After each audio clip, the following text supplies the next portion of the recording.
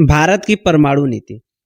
वर्ष 1998 के परमाणु परीक्षण के बाद भारत के द्वारा आधिकारिक रूप से परमाणु नीति का निर्माण किया गया, जिसके अनुसार भारत के द्वारा विश्वसनीय न्यूनतम परमाणु प्रतिरोधक क्षमता का विकास किया गया। यद्यपि न्यूनतम शब्द को अब इसे हटा दिया गया है। परमाणु हथियार के निर्माण मात्र से प्रतिरोधक क्षमता का विकास नहीं होता, अपितु इसके लिए पनडुब्बी मिसाइल और लड़ाकू जहाज़ों में परमाणु हथियारों की तैनाती करनी होती है। भारत के द्वारा नो फर्स्ट यूज की नीति अपनाई गई, जिसके अनुसार भारत परमाणु हथियारों का पहले प्रयोग नहीं करेगा, अपितु परमाणु हथियारों का प्रयोग आत्मरक्षा के लिए ही किया जाएगा। भारत किसी भी ऐसे राज्य पर परमाणु हथियार का प्रयोग नहीं करेगा जिसके पास परमाणु हथियार नहीं है। यद्यपि भारत पर जैविक व रासायनिक हमलों की स्थिति में परमाणु हथियारों के प्रयोग का विकल्प खुला रहेगा।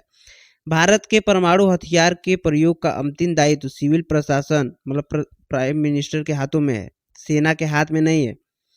भारत भविष्य में अपनी परमाणु अनुसंधान क्षमता का विकास करता रहेगा, और यदि सभी परमाणु शक्ति संपन्न राज्य अपने परमाणु हथियारों का परित्याग कर दे तो भारत भी अपने परमाणु हथियार समाप्त कर देगा।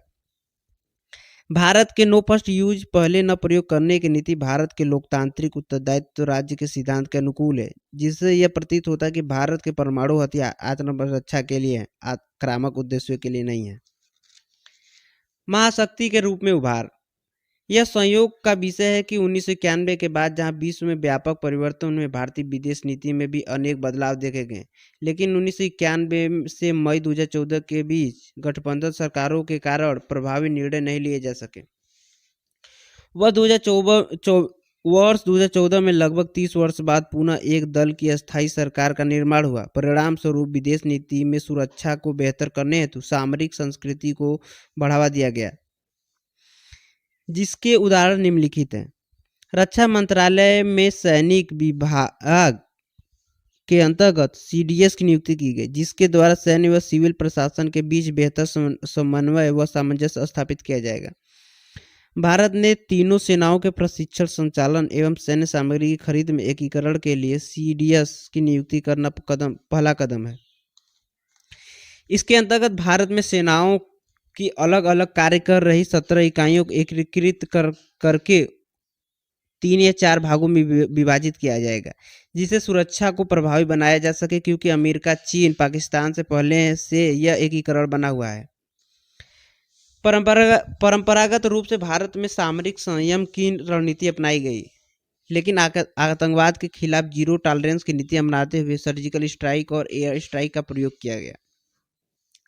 भारत अभी भी रक्षा सामग्री का सबसे बड़ा आयातक बना हुआ है, लेकिन यह भी दिलचस्प है कि वर्ष 2024 में भारत के रक्षा सामग्री के निर्यात अभी तक की इतिहास की सर्वाधिक है। इसलिए आईएनएस विराट, तेजस जैसे रक्षा उपक्रम घरेलू उत्पादन की देन है।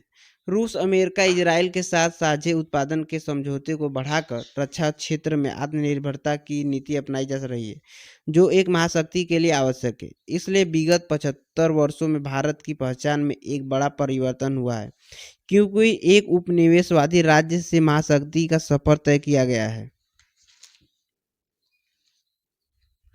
भारत के सॉफ्ट पावर का विकास। भारत के द्वारा अपनाई गई सामरिक स्वायत्तता की नीति को नाम 2.0 भी कहा जाता है। सामरिक स्वायत्तता के अनुसार भारत के द्वारा राष्ट्रीय हितों की पूर्ति के लिए स्वतंत्र विदेश नीति का प्रयोग किया जाएगा, और भारत किसी भी महाशक्ति के पीछे लघु के रूप में कार्य नहीं करेगा। भारत जैसी महाशक्ति के लिए सामरिक स्वायत्तता की नीति पर्याप्त नहीं है, अपितु वर्तमान में भारत सामरिक प्रभाव स्थापित करने की नीति अपना रहा है। इसलिए इन्फ्लुएंस भारत एक तरफ क्वाड का सदस्य बन गया, तो इस दूसरी ओर पश्चिम एशिया में शांति स्थापना के लिए इजराइल और फिलिस्तीन दोनों के साथ संबंध मित्रपूर्ण बना रहा है, तथा यूक्रेन संकट के दौर में रूस के साथ मिलकर समस्या की शांतिपूर्ण समाधान की पहल कर रहा है। भारत का महाशक्ति होना विश्व में शक्ति के विस्तार और हस्तक्षेप के लिए नहीं, क्योंकि हार्ड पावर के साथ भारत सॉफ्ट पावर को भी आगे बढ़ा रहा है, जिसके अंतर्गत युग को वैश्विक मान्यता दिलाना, बौद्ध देशों का अंतर्राष्ट्रीय सम्मेलन, भारतीय प्रवासियों डायस्पोस, भारतीयों का पूरी दुनिया में बिखर जाना, भारतीय लोकतंत्र का बढ़ता प्रभाव, भारतीय फिल्म में भारत के इसी सॉफ्ट पावर के विस्तार के लिए नालंदा डिवीजन की स्थापना की गई। निष्कर्ष, नई दिल्ली में आयोजित होने वाली G20 की बैठक में भारत के द्वारा वसुधैव कुटुंबकम का नारा दिया गया। इसलिए महाशक्ति बनने के बाद भी भारत की शांतिपूर्ण अस्तित्व की नीति स्थायी रूप से कायम रहे।